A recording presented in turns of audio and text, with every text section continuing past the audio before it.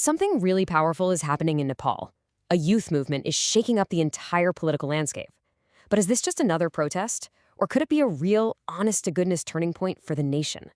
We're about to dive into an analysis that calls this a historic rebellion, and you're going to see what's really driving this new generation. So, to really get what's going on here, you have to understand this deep contradiction at the heart of Nepal.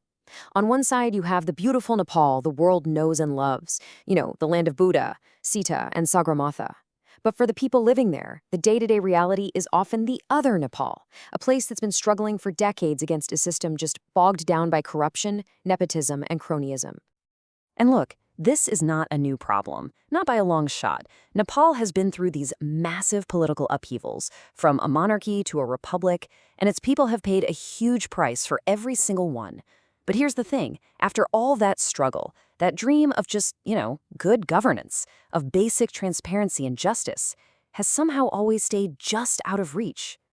And to understand just how deep this issue goes, we need a different metaphor. The analysis we're looking at puts it this way. Corruption isn't just a problem, it's a cancer. Think about that. A disease that's metastasized, spreading into every single organ of the state, from the courts to the schools. We're not just talking about a few bad apples here. We're talking about a sickness in the very DNA of the system. And the consequences of this cancer, man, they're just devastating. When leaders are only looking out for themselves, public trust just completely dissolves. But the most tragic part? The brain drain. When a system runs on who you know, not what you know, thousands of the brightest, most talented young people feel like they have no other choice but to leave the country. That's not just a loss for them. It's a national tragedy.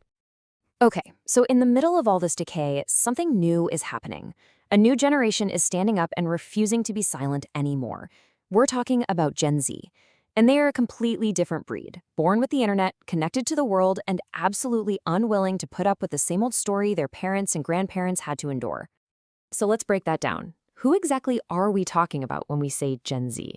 These are the folks born roughly between 1997 and 2012. They're the first true digital natives. They've never known a world without smartphones and social media. And because of that, their whole worldview is different. It's global. And their values, they're all about justice, transparency, and what's good for everyone, not just a few people at the top. This is why their approach is so radically different from anything that came before. And this quote right here, this is their anthem. We are the last generation that can be fooled. We cannot be cheated anymore. Now, that's not just a clever line for a protest sign. It's a profound statement of self-respect. It's an entire generation basically drawing a line in the sand and saying enough is enough. The game is over. And this is maybe the most important part to understand. What makes this movement so different from everything that came before it? In the past, all the big protests were led by political parties, right? They were fighting for their own ideology, their own power. And what happened? They'd win, get in charge, and the same old cycle of corruption would just start all over again. This Gen Z movement, it's totally different. It's led by citizens. It's not about any single party. Its focus is the entire nation. See, they're not playing the same old game of swapping one leader for another. They're trying to change the rules of the game entirely. But let's be real here. Trying to fundamentally tear down and rebuild a system, it's incredibly hard. And while this movement is historic and full of so much potential, the road ahead is absolutely filled with huge challenges and powerful people who have a lot to lose if things actually change. You can bet the old guard isn't just going to roll over. They'll probably try to sabotage the movement, try to discredit it by calling it violent or chaotic, maybe even try to hijack it for their own purposes. So the real test for this generation is going to be staying united, staying disciplined, and having a clear strategy. Because this is a marathon, not a sprint, and it's going to take a ton of patience to see it through. But here's the thing, and this is their ace in the hole. Their support is huge and it's diverse. Just look at this breakdown. This isn't just some fringe group. It's a powerful coalition of everyday citizens, the country's most respected intellectuals, and the incredibly passionate Nepali diaspora all around the world who are amplifying this message on a global stage.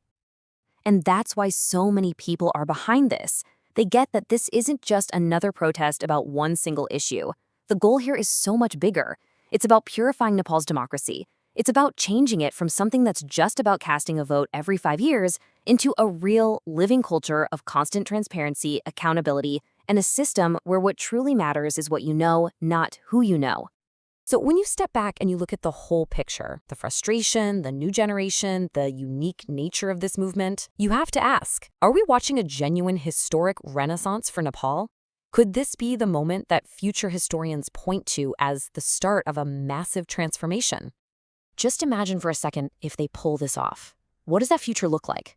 Well, first, a new culture of accountability really takes hold in the government. Because of that, young people finally feel like they can build a future at home instead of having to leave. And from there, Nepal starts to build a new reputation on the world stage, not for its problems, but as a model of a prosperous, transparent nation. And so that leaves us with the big question, right?